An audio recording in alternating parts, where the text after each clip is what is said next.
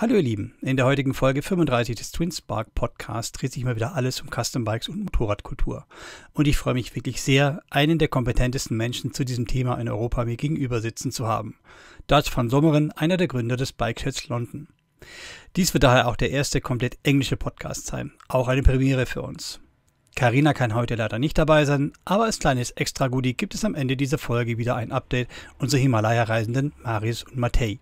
Also viel Spaß beim Reinhören. TwinSpark, der Motorrad-Podcast. Hi Dutch, thanks for coming to our podcast. My pleasure, nice to see you. How are you today, some mere 10 days after putting on the biggest bike shed show so far?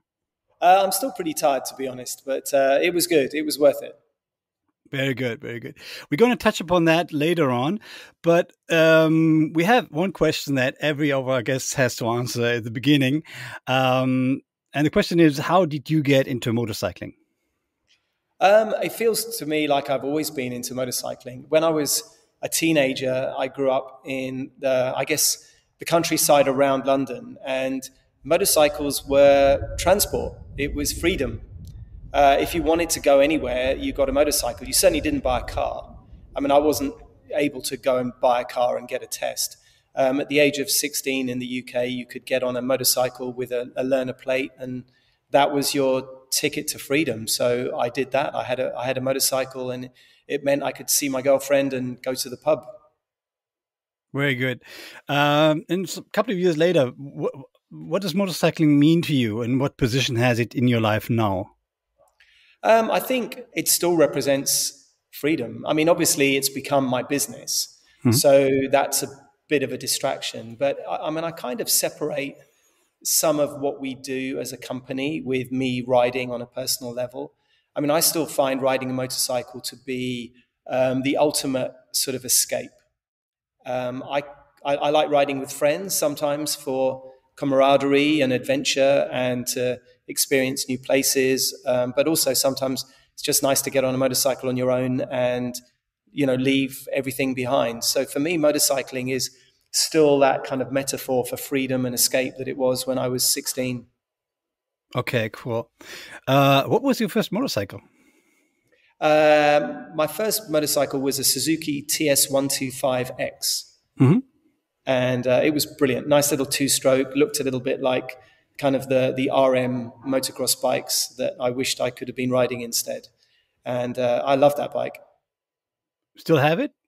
No, I wish I did. I haven't seen one for decades. Yeah. I'm not sure how long they last. Probably not very long. Yeah, same thing. Yeah, I still regret selling my first Vespa, which is a really nice 50cc small frame.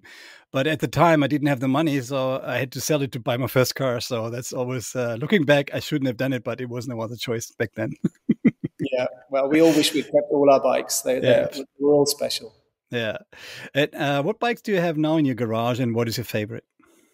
I think my favorite bike is I've got a Thruxton 1200 RS, and it's probably the most appropriate bike for me, really. I think it's a cafe racer, but it's kind of practical and comfortable as a cafe racer, and it's fast but not too fast. The new RS has fantastic brakes and suspension, and the engine, I think, 110 Newton meters of torque at 4,200 RPM. I mean, it's a fantastic bike. You don't have to change gear. You don't have to think. And you can take it on a track day, or you can ride it around town. You can take the cowl off the back and put your girlfriend or wife on the back. I think that's probably the bike that is, sort of my favorite. And also, it might just be the last great water-cooled petrol engine motorcycle before more sort of strict emissions controls and rules come in and spoil biking forever. So I feel like it might be the last of a generation of motorcycle. I've got a few others. I've got a Royal Enfield 650, which is customized. I've also got a Ducati Paul Smart. But I think the Triumph is the one. And it also looks the part. It's a very, very nice, elegant motorcycle. And as you mentioned, it performs really good. Yeah, exactly. I mean, it's just about, I think I've found my personal limit. I don't think I ride other bikes much faster.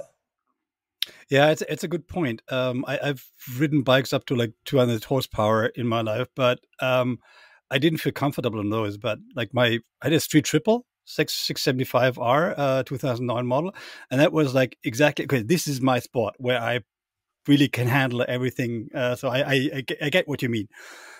I think most people have a limit of about 110, 120 brake horsepower. They're just not prepared to admit it. And then manufacturers build these machines with maybe 160, 180 horsepower, but then they don't give it to you because it's all hidden. You know, if you open the throttle too wide, the ECU says no. Yeah. The traction control says no. So for a reason. Yeah. I mean, most people, if they're not moderating themselves, the machine is moderating you. Yeah. So, I always kind of used to joke that, when they brought out the BMW, I think the S1000 RR, and it was sort of so heavily controlled. I said it's a little bit like dating Claudia Schiffer with all of the expense that goes with it, and then at bedtime you put a bag on her head. I love the comparison. Have it. It's like, look at what you've got, but you haven't got. It's kind of weird. Yeah. Who has more bikes, your wife Vicky or you? She always has more bikes than me. Normally because she appropriates my bikes. She's got 2 Honda Dominators. She's also got a Ducati Sport Classic. She's got Ducati Full Throttle customized. What else has she got? The Royal Enfield are building a bike for her right now, so that will go into her stable of bikes. Okay. So, she's always got more than me. Very nice. So do you have any excuses buying another bike because she has more? Exactly. Yeah, quite right. Very good reason. I'll quote you on that. Yeah. It's why we'll try to get my wife into motorcycling too, so that we can have the same level. But I'm working on it. Yeah. So now, for those people that have slept under a rock for the last 11 years, what is the Bike Shed all about? I think the Bike Shed we're kind of trying to provide a home for a pre-existing community and experiences that go with that, with that destination home and with that community. Bikers have always been underserved, I think, by the motorcycle industry. I think bike shows were always made for the trade. Magazines were made for the trade. Most of the experiences we had were basically a transactional sales experience or a selling experience. And as a bike rider all my life, I wanted something that was for the people in the community. And what I love about bikes is quite often comes down to bike people. So the Bike Shed is a home for the people who love motorcycles and also for the people who love motorcycles. It's about bikes, but it's for everyone. And that starts with great hospitality, great destinations, great experiences, great retail, great shows. We just try and do whatever our community wants. Very nice. But how did you start out? I believe it was like your blog like 12 years ago and some classifieds at the beginning, just the website? Yeah, I started a blog. I rode motorcycles all of my life and I worked in media. And so what happens is you go down that rabbit hole of buying faster and faster motorcycles thinking that you need more brake horsepower. And I had a KTM Super Duke R and I was about to buy the new RC8R. And I went to Almeria and did a test ride of the new bike. And my wife, Vicky, was kind of going, you're just riding like more of an asshole all the time. And we'd just seen the film Tron, which had the Ducati Sport Classic, the limited edition, black and gold. And I was like, what is that? That is a motorcycle because it looked old school, but it had, upside down forks and Brembos and, it was a sports performance bike, but it had this retro cafe racer vibe. And they were really cheap. And she bought me one for my birthday. So I started blogging about that bike, about customizing it, because everybody was customizing their bikes. People weren't buying new bikes. The manufacturers weren't building bikes that I wanted. There was nothing they made that I had any interest in. And so it was more interesting to buy something interesting and secondhand and make it unique. So I blogged about that and I started a blog called Full Tilt. But then all my friends were doing it as well. There were some friends of mine, Tim and Kev from Spirit of the 70s, Adam from Untitled Motorcycles. And they were all blogging. And I said, well, why don't we combine our blogs and put it into one blog? And we called it Bike Shed Motorcycle Club because it sounded kind of funny. And but then I did all the work. So and then other people wanted to be on the blog. So there were all these other bike builders and people out there who kind of said, will you write about my bikes and will you put my pictures on your blog? And it also happened at the same time as Facebook. So as soon as the blog sort of expanded into Facebook, it suddenly grew very, very quickly. And suddenly we had 25,000 followers. Very cool. I mean, we started my blog like some 11 years ago. So like a year after you. And I still remember that at the time, there wasn't much out there that I was looking forward to in terms of custom bikes. And so there was this community of blogs and websites that kind of represented the upcoming spirit of this new custom era. And there was like a little tribe, little village of digital touch points that kind of started reflecting this new trend. But then you started as a blog, but now you're sitting in a venue in Shoreditch that is much more than a blog. How did you come about making the bike shed that what it is now? Was it just a crazy idea after some pints in the pub? Kind of, yeah. I mean, we did have some pints in a pub, and I had a bunch of friends that were my kind of fellow conspirators, and obviously Vicky, and we were talking about the big UK show at the NEC, which is every October or November, and none of us wanted to go. It was like, well, why would we go to this trade fair?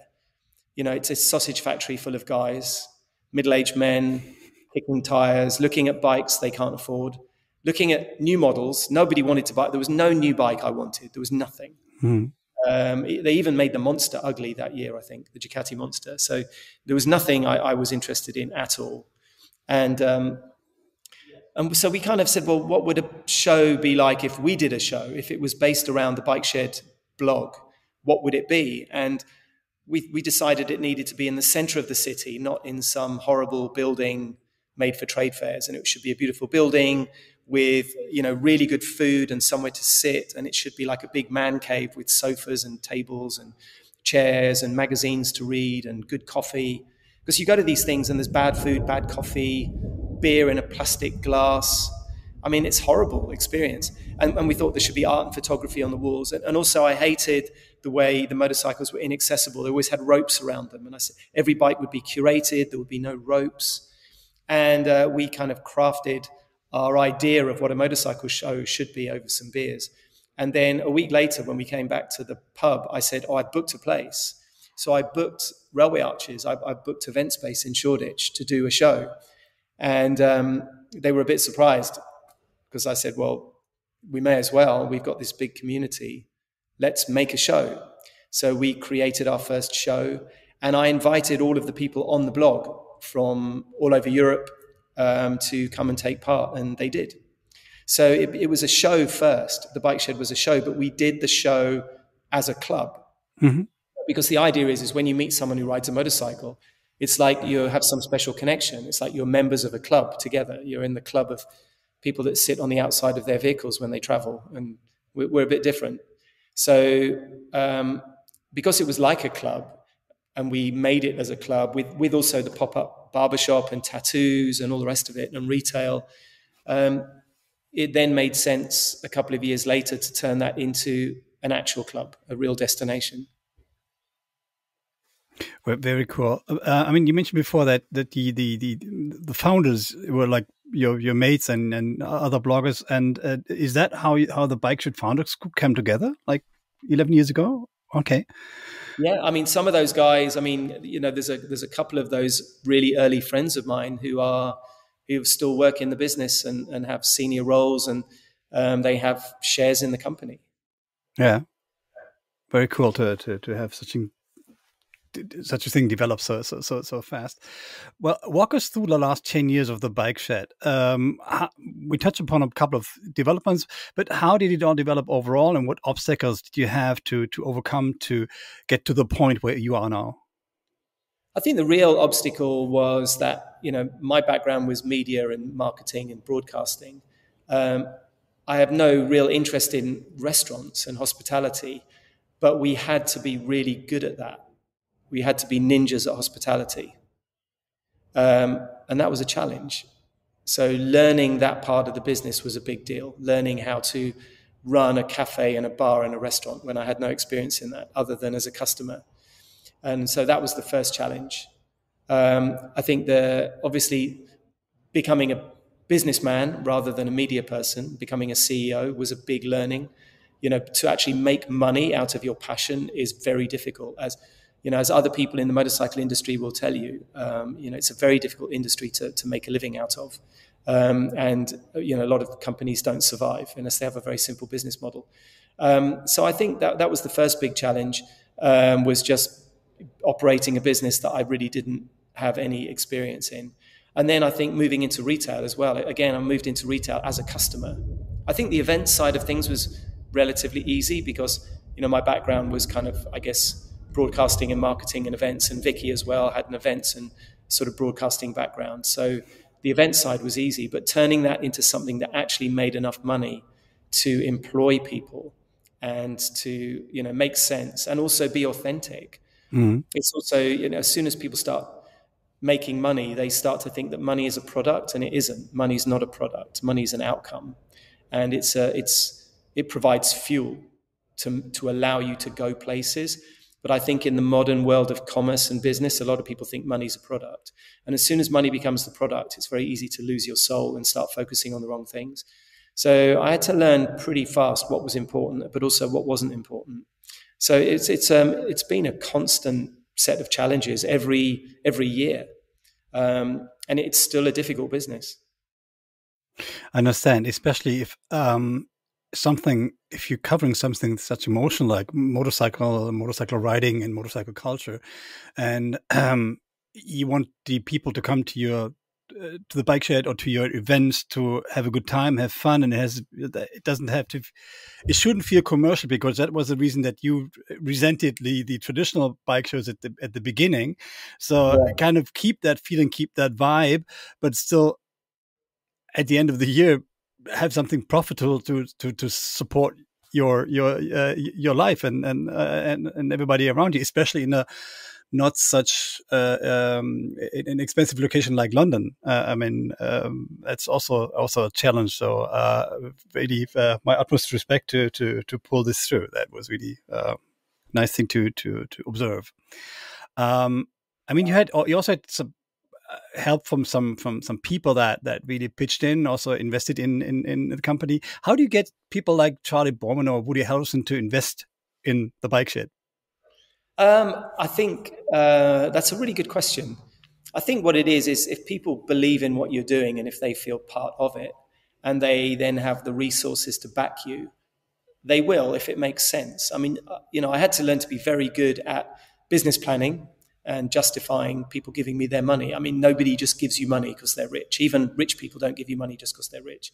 And in fact, some of our most wealthy investors have given us the smallest amounts of money. So it's not always, obvious that, that there's not really any such thing these days as people just investing in things just for the fun of it. Mm-hmm. So you have to be good at that, but also they have to believe in you and they have to believe in the team. Because when you're growing something and you're throwing money into it, you've got to know that it's going to go somewhere and that it's going to stay authentic and it's going to be a place that you want to go. So I think a lot of it was finding people that we trust and people we like that were part of our community and basically saying to them, do you want to be part of it with funding? And, for some of those people, that was the best way that they could help us, was to put money in. We actually have 89 investors. It's a lot of people. It's like a little club within a club. And all of them play a pivotal role in who we are. They're our customers and they're our founder members. So, it's kind of like a movement, really. It's a whole bunch of people all pitching in. And Charlie Borman and Woody Harrelson are interesting participants in that. And we've got people like Tom Hardy and Nick Mason from Pink Floyd and Nicholas Hoult. But they're part of a really big community. They're quite diluted. in terms of the other people around them that are just as interesting, just a little bit less famous. Yeah. And what I always observed is, no matter who you encounter, if he's a motorcycle rider, he's super approachable. So because it's kind of share the same passion, same spirit. I mean, I bumped into Charlie Borman at the bike shed like 10 days ago, and I was super excited. I was, oh my God, this is Charlie Borman. Just popped up, having a selfie with him, but he was totally cool with that. I mean, like, hey, or Sung Kang also ran into him at the Royal Enfield stand where he was chatting with some guys, and it's so nice to have him here, and you see that they feel comfortable around them, because it's like-minded people and the right mixture of people, and to create such an atmosphere is really, really remarkable. But let's turn to the Bike Shed show.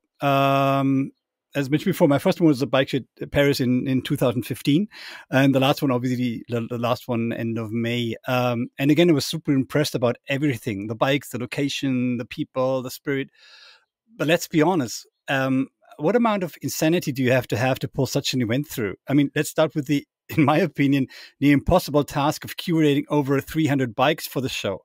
How does that work? How do you make the decision what bike is in or out? I mean, we get about kind of 500 or 600 applications, and it is quite difficult. I mean, obviously we spend a lot of time looking at motorcycles. I mean, we have for the last 10, 12 years, and we stopped writing about them quite a long time ago. Stopped trying to be like another Bike Exif or Pipeburn, realized that wasn't really a thing for us. But we look at these bikes every day, and you've got to, I mean, I always kind of joke that you've got to have something about the bike that makes you give a shit. And sometimes it's because it's a shed build and it's not a pro build. I mean, it's fantastic to look at something like the Bolux and go, well, look at these amazing kind of, limited run of incredible motorcycles with kind of hand-beaten aluminium fairings and things, and go, well, that's great. But sometimes the amount of work that somebody will put into, a kind of a K-series BMW is incredible. And they'll do it in their back garden or in their shed with no money, and they'll do it over 5 years. And so for me, there's got to be a spark. There has to be something that makes you go, this bike is interesting to me. The approach that they've taken, or the quality of workmanship, or the unique, it might be the originality of ideas, or it might just be a real cliche, like a BMW R80 with, a little speedo and a flat seat, and it might just brat style, but it's just done really well, or an interesting paint job. And you're also trying to avoid repetition. So, you'll get an awful lot of CB 750 cafe racers and an awful lot of R80 brat style street bikes. And you just got to pick the best ones. Mm-hmm. So it's a jigsaw puzzle. And it's not a competition either. We're not picking the best. We're trying to pick a range, a collection. We're making a collection. And sometimes perfectly good bikes get rejected because we've got too many. If there are too many R80s, you can't put them all into a show. Yeah. And sometimes they all look the same because they'll have been inspired by the same builders and the same bikes. They'll be in that Fiat Yee green with a brown seat and a Motor Gadget Speedo, and they're beautiful, but they look the same. So we have to sort of say no, and sometimes people get a little bit offended. But we're trying to think like a customer. And if I'm going to pay money to go and see a show full of motorcycles, I want to know why every bike is there. And I want to go, yep, I haven't seen that before. I haven't seen that in other shows for the last 3 years. It's interesting to me. There's something about it that I'm going to spend 2 minutes looking at. Very cool. How would you rate the quality of the builds on your shows over the years? What has changed and what keeps impressing you? I think the interesting thing, or the thing that's changed, is polarization. I think we live in a world of polarization. Everything's going into the opposite extremes. Things are either very kind of throwaway, or very collectible, and the stuff in the middle has kind of gone away. Whether that's music, or whether that's publishing. You look at, it's either big Hollywood blockbuster movies, or it's throwaway kind of fly-on-the-wall documentary TV, and the stuff in the middle is going away. And I think motorcycle building is a little bit the same. You either get these really high-end builds where people spend a lot of money, and they're very expensive to buy, made by these professional builders that have real skills in engineering and design. Or you get a lot of real shed builders. I mean, half of our exhibition this year was shed-built bikes, which is a huge increase in previous years. So there are more privateer builders building a bike for themselves to ride. It's not a business, it's not a brand, they're not trying to sell it. They want something for themselves. And I think also the market parts industry has allowed that. There are some great companies out there, from Rizoma and Motor Gadget and Motone and all these British Customs, all of these companies making things. And, there are a whole kind of, kits that you can get. You get a Royal Enfield and you put high lift cams on it and a big bore kit and some sort of S&S pipes. And suddenly you've got a fairly high performance feeling lightweight motorcycle that doesn't weigh anything. And you can upgrade the suspension and suddenly a Royal Enfield 650 is a really, really interesting motorcycle. So I think there's that polarization of the sort of the DIY builder producing really good quality bikes, and then the really high-end builder making really high-end expensive bikes. And all the stuff in the middle's kind of gone away. And I suppose I guess that's the other change is it's more accessible. More people can do it. There are just more people building bikes than before, but there are probably less brands building custom bikes. There are probably less custom builders. And probably that's inversely proportional. The more people can build themselves a bike at home with parts that they've bought from someone like British Customs or whoever, then the less custom builders there are going to be doing the same thing. Yeah. And what, in your opinion, what influence did the new custom wave have onto the motorcycle industry? What is your take on that? Well, I think it's massive. I think it was transformational. I think when we opened our destination in Shoreditch in 2015, it was with the launch of the new Triumph range of liquid-cooled Bonnevilles. And they literally looked at every custom builder and emulated what they did to their bikes. They could see the shapes and they could see the kind of lighting equipment that people were using. They were seeing what people wanted. They could see this return to sort of simple components and retro style. And they created a range they called the Modern Classics. And you see that across the board with all the manufacturers. The fact that Ducati had to bring back the Scrambler. And everybody was out there trying to reverse engineer their glory days. But with modern components, because people didn't like the design direction that motorcycles were going in. Motorcycles were getting uglier and uglier and uglier and losing their soul. And because the custom industry said, well, actually, that's no good to us, and the owners wanted something that had character and soul, the entire motorcycle industry had to come back and go, well, can we, Kawasaki, can we bring back the Z? They bought back the Z series with the 900, and now they've got the 650. Everybody's doing it, and anyone who hasn't done it yet is still about to. So I think and also it's the fastest growing part of all the manufacturers that build bikes over 600 cc. Yeah, and I just had with Ola Stenegard on the podcast last year, and I had a chat with him a couple of weeks ago about how hard it was to push the R9T through the board, that they really allowed the bike into the production, and they had to be really, really persistent and get on the CEO's nerves. Okay, this is the right time to build this bike, and it wasn't easy walkthrough, but. And then in the end, in my personal opinion, it's interesting to see how now some manufacturers embrace the scene and regularly commission bikes, or if you look closely enough, code certain aspects in their own design studies. And BMW Motorrad, for example, has been omnipresent over the last years. What I was surprised about in this year's bike shed, I was surprised about the number of Royal Enfields at display. I just thought, are they now slowly replacing the classic Triumph models as a custom base? I think a little bit.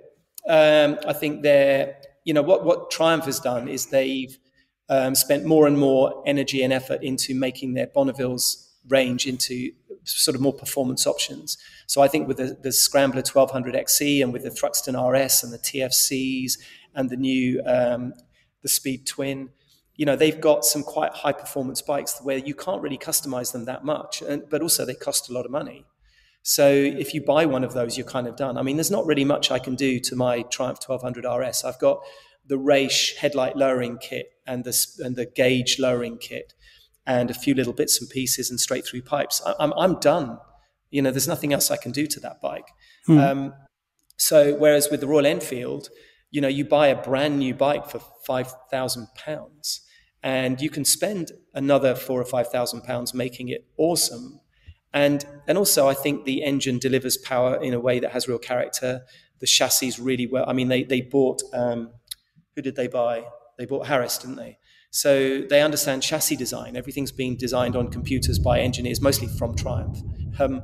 And they build great bikes that you can do a lot with. So custom builders want to build on that platform because you're going to get really good results straight away. And I think the people customizing Triumphs now are really doing custom light. So it's really like down and out cafe racers or Thornton 100 or sold out motorcycles. And really or Bark. And what they're doing is they're taking nice Triumphs and making them a little bit nicer. But a lot of the work they're doing now is cosmetic rather than mechanical. So I think Royal Enfields just offer more opportunity and people are having a lot of fun with them. But also, as a brand, Royal Enfield encourage it. I think Triumph are resting on their laurels.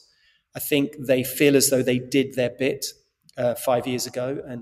And now they think the Bonnevilles kind of sell themselves. They feel like they've got the market that has momentum and they don't really need to invest in it. They didn't come to the Bike Shed show this year, which is fine. That's their choice. But they're not investing in the scene, so the scene's not investing in them. Yeah. On the other hand, I mean, I just rode the Speed Triple 1200 RR a couple of weeks ago. And as you mentioned, this is a bike that you can't do anything to it because, I mean, it really, really looks well. It handles incredibly. It's when you have the RS model, you know what the engine's capable of, and to have that with that fairing on is so super sexy, but is also 24,000 euros. Yeah. I think that's the thing. I mean, I think they've done a good job in what they're doing. Yeah. I mean, they've created some great motorcycles, and ultimately, I don't think they'd have a problem with that. They're not going to be sitting here watching our podcast worrying about it. They're going to go, we built all these bikes, and what's more, especially because of COVID over the last 2 years, they sold them all. I mean, like a lot of manufacturers, most manufacturers, they can't build bikes fast enough. Yeah, their dealers are running out of motorcycles, and that's across the board, especially in this lifestyle sector, in lifestyle and adventure.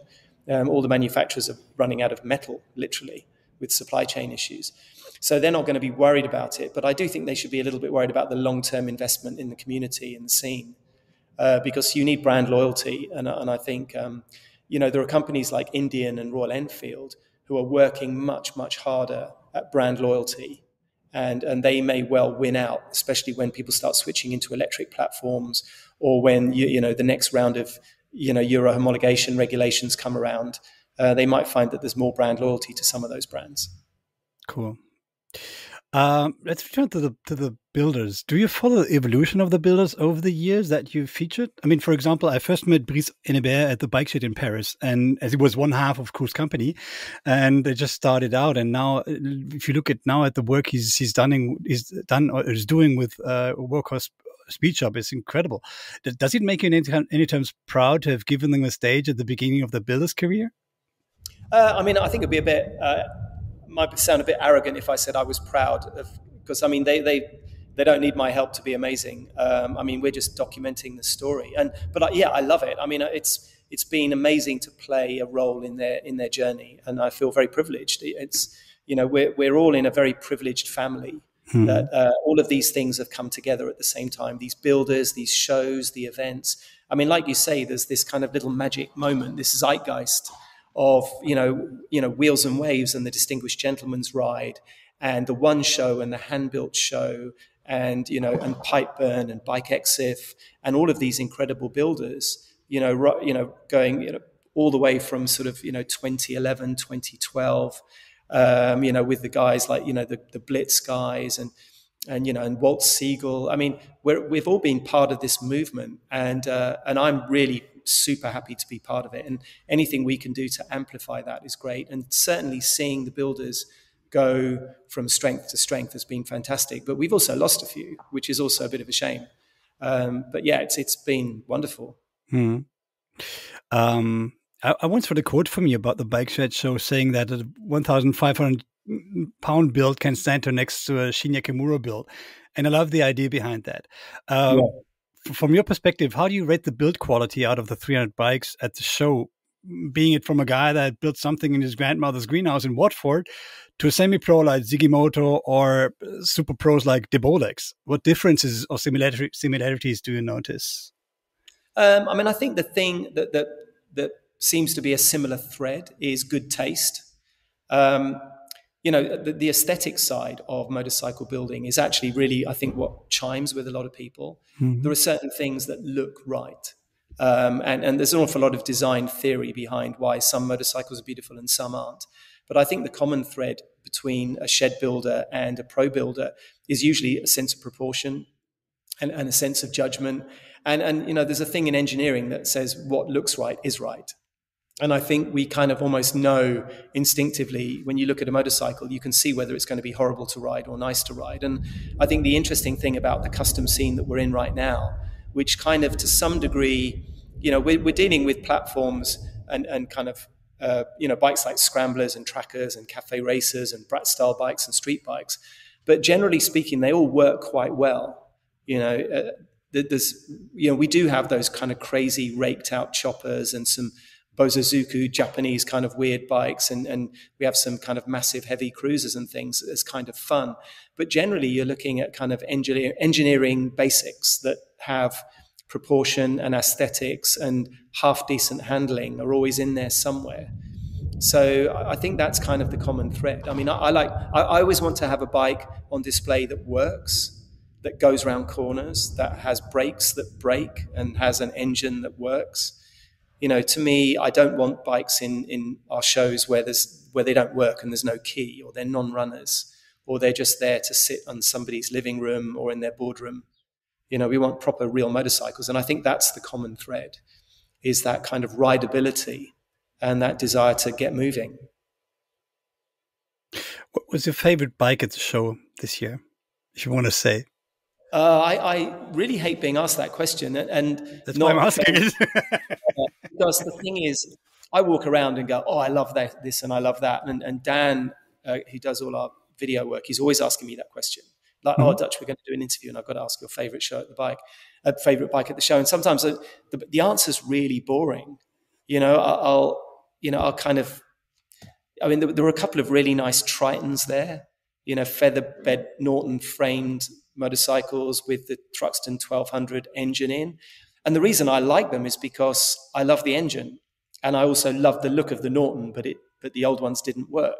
So the idea of taking a beautiful bike and then putting a performance components on it, for me, is heaven, but it's also kind of a bit boring.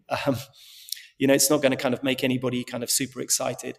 I really did love the LM creations. I think what they did with that Indian board tracker, I've been looking at that bike on the internet for a long time. And I think in the flesh, it was absolutely beautiful. I was really impressed with that. Although maybe one of the few bikes I wouldn't be that excited to ride, because it's probably quite difficult to ride. That board tracker configuration is horrible to even push around a room. So having talked about rideability, those bikes probably don't work that well. What else did I see? I love anything that looks like a Ducati Sport Classic, and there were quite a few kind of modified Ducatis that kind of had that cafe racer look. I'm trying to think what really stood out for me. There were a couple of really nice Triumph trackers. One was called Mule, and I think it had that kind of, it was made of the old air-cooled 800cc Triumph, where they have that kind of Mule frame adapter kit where they take out the bottom rails of the frame. And it was just lowered and lengthened, and it had 19-inch rims on it and tracker bars swept back and simple speedo, old school tank, and a little flat tracker seat. And did that have the white-red paint job? There was a green one and a red and white one. And I really they were the bikes where I was like, I just want to ride that bike. Okay. I really wanted to own them. Physically, I wanted to own them. And a lot of my taste in bikes is, do I want to ride it? Do I want to own it? Not, is it beautiful? Is it amazing? Am I impressed by it? Is it valuable? there are some bikes that you just want to throw a leg over and start them up. Yeah.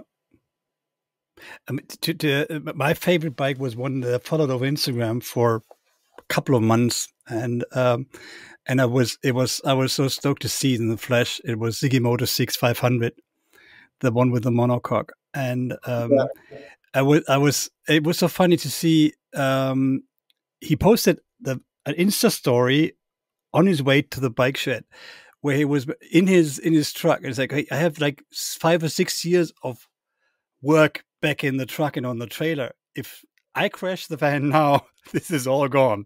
And to see how excited he was. I mean, he's a really seasoned builder and a great guy. And to see his enthusiasm, just to see, and also being worried that all of his babies make it to the show safe and well. That was so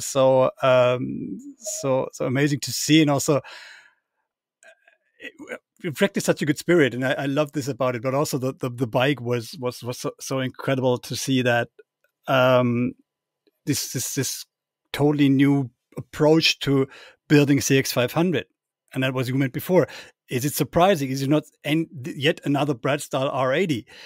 No, it wasn't. And also on the next to it was this other 6500 from the Italian guys, which name I forgot, with the cover on the seat. It looked like a white egg fairing, and then it slipped out, and the seat came up. And there was also some. If this is practical, I don't know, but it was totally surprising to see it also from above, from the gallery photo down.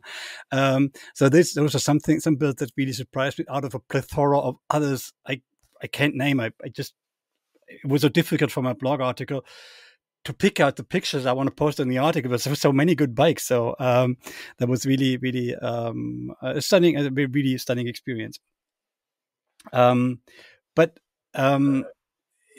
apart from the show, apart from your own shows and events, where do you like to go on a motorcycle event? Where can we meet you? That's a good question. I spend way too much time at the bike shed. I mean, I wish people would do more and build more bike sheds. It would be kind of convenient and useful, but they don't. So I don't often have places to go. In LA, it's a little bit easier. There are lots of great roads to ride on, and it's always fun to go to the Rock Store, and it's always fun to go to Neptune's Net and the Old Place, and so there are definitely destinations. But I mean, you go there because they're on a nice road, not because they're in a nice place. So there aren't many places that I go to. I always used to enjoy going to the One Show and the Hand-Built Show, but they felt more social. That was more about seeing friends than it was about seeing bikes or seeing a show. So, yeah, I mean, I think it's a bit hard to say, really. I spend too much time at the bike shed, and I would love to see more places like the bike shed out there. You know, I'd love to say to other people, if you like what we're doing, please do it, and give me somewhere to go, because it's not Deus, unfortunately, and places that used to be my sort of go-to places, not anymore. Come to Berlin, come visit Kraftwerk. I think you might like it there. Definitely. I think I would. Yeah. I love the guys, so I'd love to come and see the place. Absolutely, it turned out really, really good, and it's such a it's like the Berlin bike shed vibe you have there. Like people wrenching on their bikes, have a good cafe, meet and talk motorcycles. It's really, really stunning place to be. Yeah. Final question: what does the future hold for Bike Shed? I mean, I think that's a kind of an easy question and a difficult question. I mean, our mission really, our secret mission, if you like, is to preserve motorcycle culture. I mean, I love motorcycles, but I love motorcycle people even more. And I love what they stand for. They stand for freedom, for individuality. They're a little bit rebellious. You know, I think they sort of tell a story of a way of living life that is slowly disappearing. People don't take risks anymore. You know, people's lives are virtual. Their friends are virtual. And I think that there's something about motorcycles that is forever analog and forever real and forever authentic. So Bike Shed isn't just about the bikes, it's about people. And so in our future, I want to keep telling that story, and I want it to grow. I want there to be more bike sheds. Obviously, COVID, put us back 2 years. It was really tough to survive COVID, and it was really tough to open Bike Shed in Los Angeles, and we just opened only 2 months ago.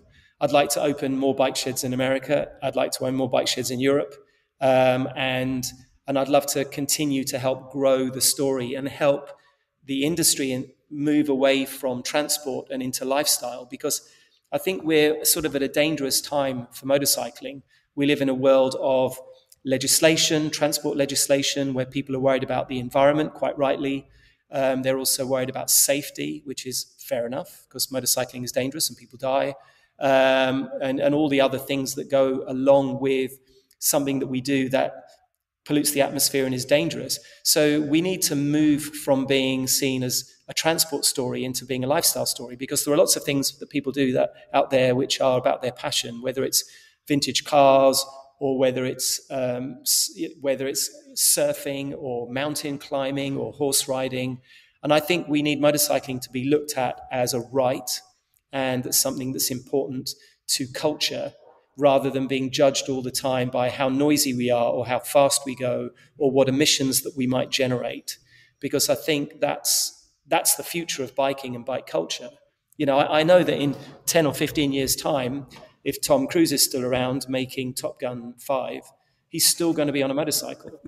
And James Bond is still going to be on a motorcycle. And Mission Impossible, Tom Cruise is going to be on a motorcycle. And when Chris Pratt is being chased by dinosaurs, he's still going to be on a motorcycle. And I want us to play our part in making that true in the future. So that means doing more of the same at more scale. Dutch, thank you very much for your time. It was really, really nice chatting to you, and all the best to the Bike Shed. And hopefully we will see each other in person someday. That would be great. Thank you very much. I enjoyed our chat.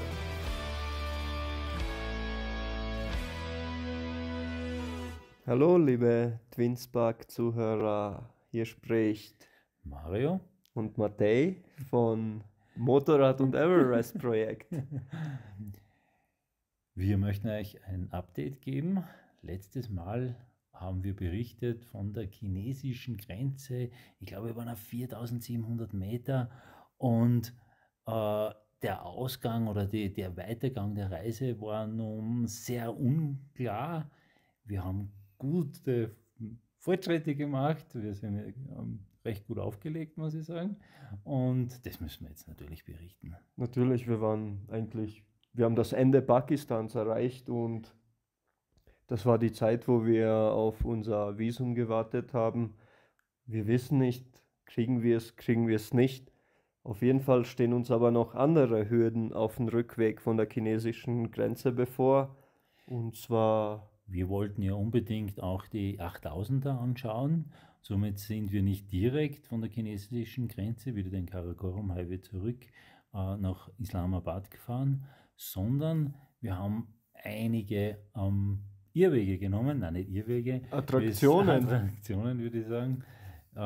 Wir sind zum Beispiel in den Deosai Nationalpark. Genau. Das ist eine Hochebene, die ist so 4100 Meter hoch. Wir haben sogar etwas warten müssen, dass wir darauf haben können, denn das Wetter ist in die Berge sehr unbeständig. Es hat geschnien am Vortag und wir sind darauf und wir hatten wunderbares Wetter, blauer Himmel, nur Schneeschmelze. So ist es, vom Vortag ist der ganze Schnee geschmolzen und diese, ich nenne es nicht Straßen, sondern diese Wege, die durch Stein und vor allem dann durch Schlamm führten, das war eine Schlammschlacht, so ist es am besten zu beschreiben. Entweder sind es helmgroße Steine, die als Straße waren, oder einfach nur Schlammlöcher und Wasserdurchfahrten. Ich weiß nicht, wie viele Wasserdurchfahrten wir da hatten. Belohnt wurden wir aber nicht mit einer wunderbaren Aussicht auf den Nanga Parbat, denn das war dann auch das Ziel der nächsten Tagesetappe. Genau, und zwar die Death Road to Fairy Meadows, eine der gefährlichsten Straßen der Welt, wie sie, denke ich, genannt wird, um Touristen anzulocken, die auf Abenteuer stehen. Auf jeden Fall. Du meinst, das ist nicht gefährlich? Sie ist nicht gefährlich. Hey, Moment, wie oft bist du gelegen, bitte? Ich bin 7-mal gestürzt. Und wie viele Meter geht es seitlich runter? Sicher 600, 700 Meter in die Naja, Schlucht. dann ist es wohl doch gefährlich. Ja, aber für ein Motorrad, wir sind nicht so breit, aber es waren schon sehr spitze Steine, die rausragten, loses Geröll und Kurven, die richtig scharf waren. Das war mehr als 90 Grad. Allein der erste Anstieg, die ersten 400 Meter, das waren kopfgroße Steine einfach. Und teilweise einfach spitze Steine, die aus dem Boden ragten.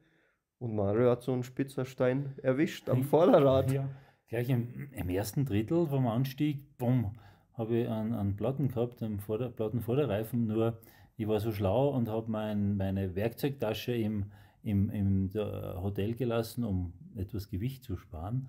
Jetzt habe ich nichts mit gehabt zum Reparieren. Ja. Und wir wollten aber auch dann weiter, denn sonst kommen die Jeeps, die ganzen Touristen rauffahren und das ist dann unmöglich, da aneinander vorbeizufahren. Ich glaube, ich bin 15 Kilometer einfach mit dem Plattenreifen raufgefahren. Ja, ich bin dann auch gestürzt ein paar Mal, beide Hände waren verletzt, aber es hilft nichts. Bei der Hälfte kann man nicht umkehren, man muss da einfach durch und wir sind bis ans Ende gefahren. Bis zum Anfang des Wanderwegs sind wir raufgekommen.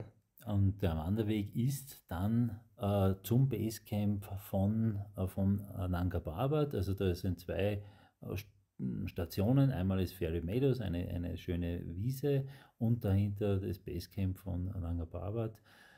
Wir sind darauf gewandert und haben dann die ersten Zweifel gehabt an unserer Kondition. Absolut. Aber also unten, wo wir die Motorräder geparkt haben, wurde uns gesagt, Touristen schaffen das in 3 bis 4 Stunden vom Stopp bis rauf zu Fairy Meadows. Wir haben es in 2 Stunden 20 geschafft, aber wir waren so aus der Puste. Wow. Leider hat sich dann das Wetter geändert, es hat zu regnen begonnen. Wir haben dann keine wirklich guten Fotos vom Nanga Parbat machen können, nur von der Ferne, von der Anfahrt haben wir ein paar gute, aber direkt dann am Fuß leider nicht mehr. Wir haben nämlich geschaut, dass wir im Regen so schnell als möglich wieder runterkommen zu den Motorrädern. Du hast den Hagel vergessen. Es sind auch kleine Hagelkörner runtergekommen. Dort haben wir dann mit Hilfe der Jeep-Fahrer, die Touristen aufbringen, dann den Reifen geflickt und dann ist es weitergegangen Richtung Islamabad. Genau, also die Abfahrt nach unten war auch sehr schwierig. Ich war danach fix und fertig. Ich habe 1,5 Liter Pepsi gebraucht, weil ich so unterzuckert und fertig war. Jo, wir sind die Nacht nicht mehr weitergefahren. Wir haben aber dort am noch nächsten Tag geschlafen. sind wir Islamabad weitergefahren, denn dort in Islamabad, Nicht ganz. Wir sind Chillas. Denn zu Chillas gibt es auch noch eine interessante Geschichte. Chillas sind wir auch vorbeigefahren auf dem Weg zur chinesischen Grenze. Dort wurde uns das Handy gestohlen, das Navigationshandy. Von 4, ich sag mal so 12- bis 14-jährigen Kindern. Die Polizei hat uns das Überwachungsvideo gezeigt und hat gesagt, wir tun alles und rufen Sie sofort an, wenn wir das Handy wieder haben. Da waren sicher 12 Polizisten, die haben sich nur das Video angeschaut. Aus der Sache ist gar nichts geworden und wir wollten dann nicht den Karakorum Highway zurückfahren, sondern den Babusha-Pass. genau, da drüber, auch da geht es recht hoch rauf, ich glaube 4100 Meter wieder, aber mit richtig hohen Schneewänden. Da sind wir durch 7 Meter hohen Schneewänden gefahren. Ja. Das war schon beeindruckend. Da haben wir, glaube ich, ein paar gute Bilder gemacht.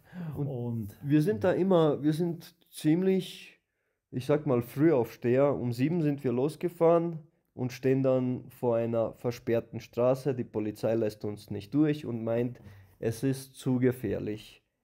aber nicht für Österreich. Nicht für uns. Wir können ja unser Risiko abschätzen. Wir können ja stehen bleiben. Nein, nein, nein. Ihr könnt jetzt nicht fahren, erst wenn wir aufsperren.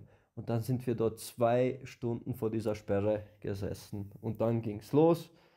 Und dieser Babusha-Pass hat sich eigentlich als kein Highlight herausgestellt. Wir haben dort noch einen Maiskolben gegessen, oben Foto gemacht und sind Aber weiter. es ist der kürzeste Weg nach Islamabad, Genau. denn wir wollen zurück zur Visa Office, wo wir 2 Wochen vorher einen Antrag gestellt haben auf Genau. Indien-Visa. und noch niemand hat dort Visa bekommen. Ich habe es angeschrieben gehabt, schon vor unserer Abreise, und die haben aber schriftlich bestätigt, es gibt in Islamabad keine Visum für Indien. Und man kann über den Landweg nicht nach Indien einreisen, und wir haben trotzdem einen Antrag gestellt und sind jetzt natürlich gespannt, wie es weitergeht in Islamabad. Und sind nach Islamabad gefahren, haben sofort dort in das Visa-Office, dort haben wir dann gleich den Hinweis gekriegt, ja, na, sorry, kein Visum, wir müssen auf die Botschaft, sofort in die Botschaft, keine Zeit verloren, es dauert 2 Stunden, bis du in die Botschaft kommst, weil da Proteste waren und alles abgeriegelt war. Und auch hier eine kleine Fußnote von mir. Auf dem Weg zur Botschaft haben wir 2 sehr verzweifelte Gesichter getroffen und wir haben uns gedacht, die sind sicher nicht von hier, das sind keine Pakistanis, die schauen so sehr europäisch aus. Auf einmal sagte eine, ach so eine Scheiße. Ach, mal gewusst, das sind deutsche Genossen. Deutsche Genossen und kurzen Plausch mit denen, die warten schon 1 Monat auf eine Nachricht, ob sie ein Indien-Visum kriegen. Die warten 1 Monat in Pakistan, wissen nicht, wie sie zur Botschaft kommen, denn die ganze Stadt war abgeriegelt, denn es waren Proteste in Islamabad angesagt, weil irgendein Prime Minister abgewählt wurde. Da haben sie wirklich Schiffscontainer über die Straße gestellt und man konnte nicht durch. Wir haben es auf unsere Motorräder gepackt, die 2, und sind mit denen zur Botschaft gefahren, haben vorgesprochen und um die Geschichte kurz zu machen, wir sind die ersten Österreicher, die Visum gekriegt haben für die Überquerung der Grenze von Pakistan nach Indien.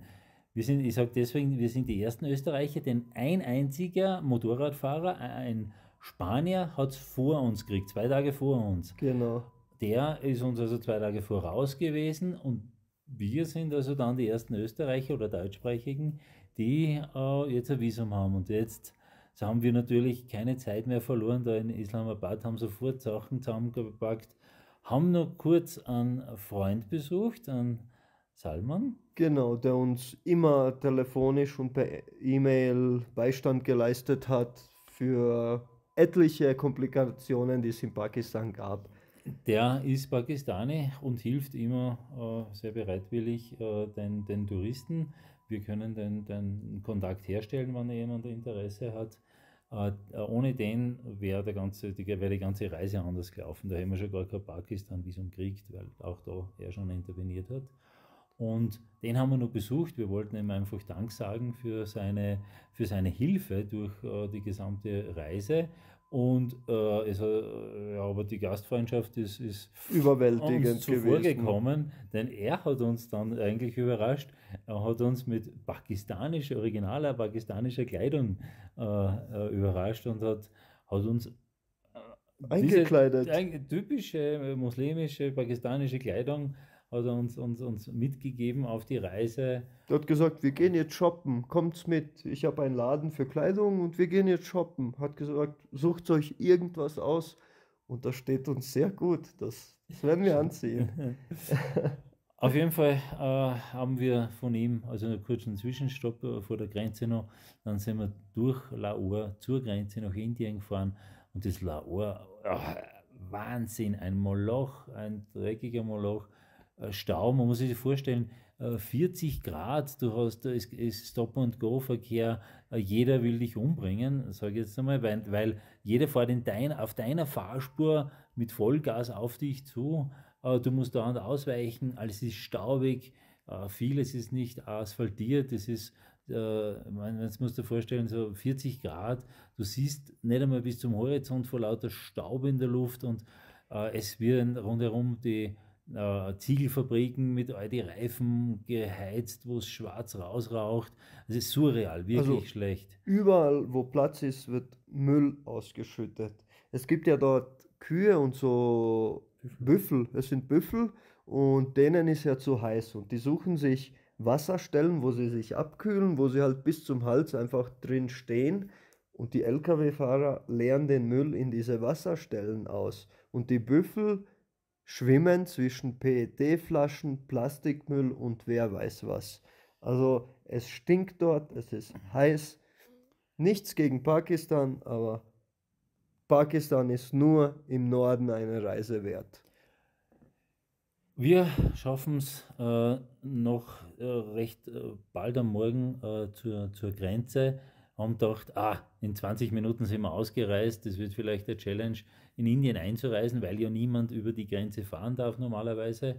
Kein Inder zumindest und kein Pakistani.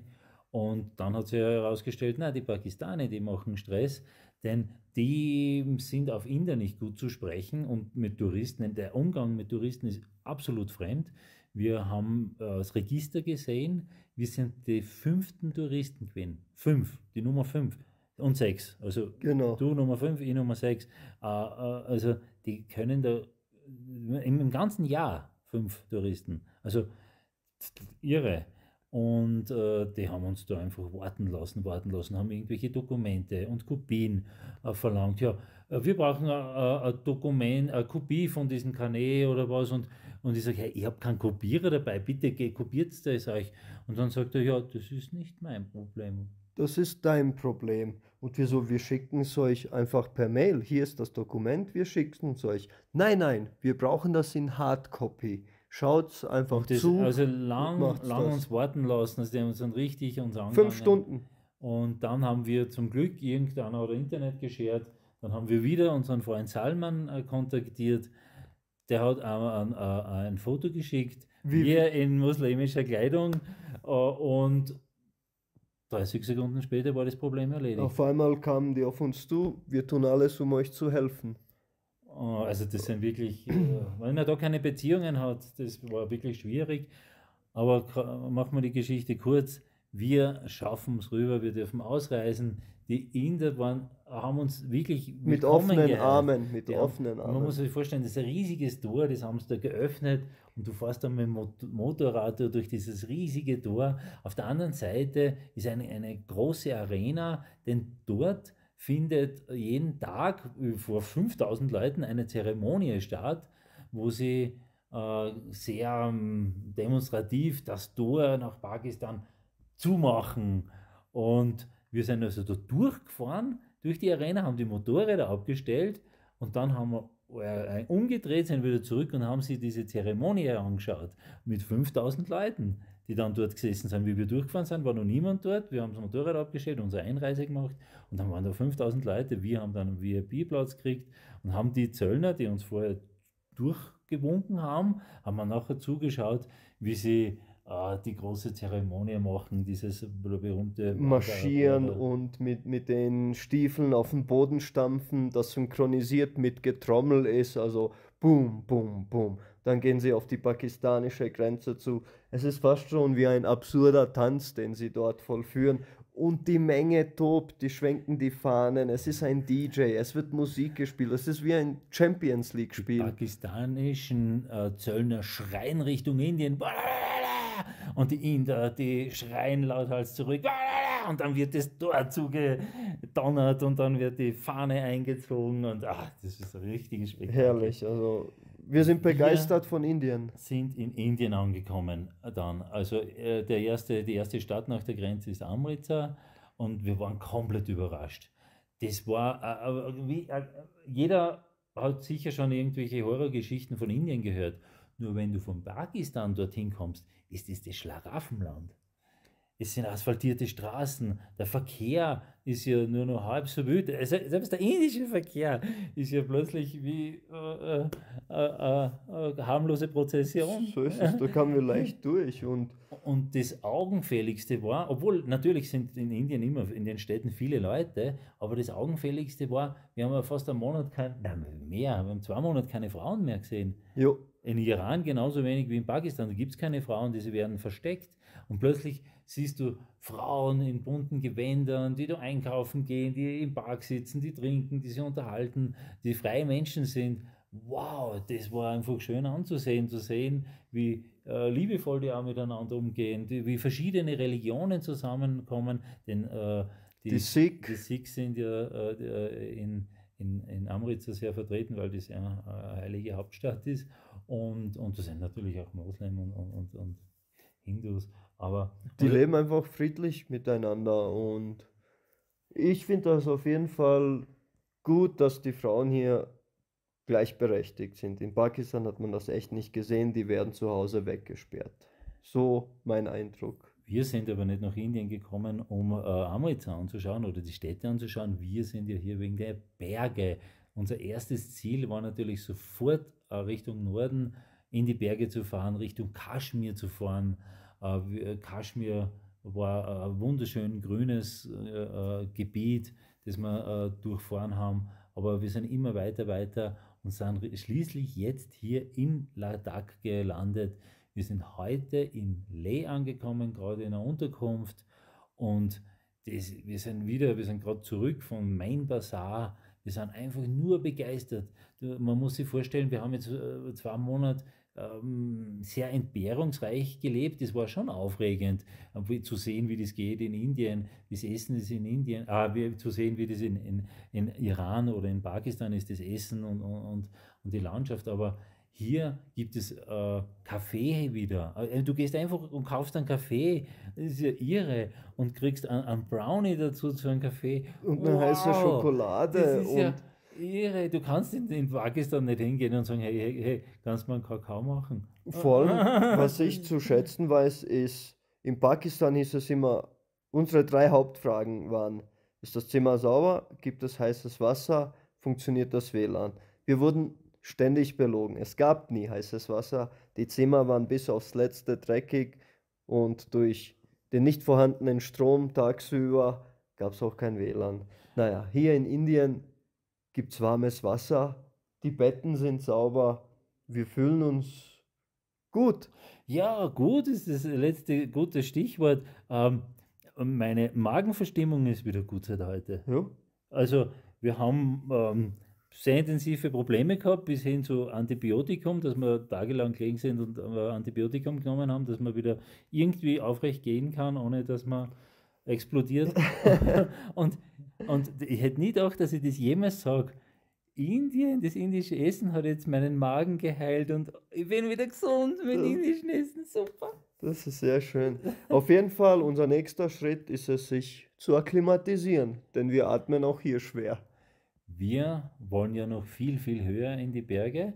Wie es weitergeht, das müsst ihr Beim nächsten Podcast hören. Ja. etwas geduldig sein.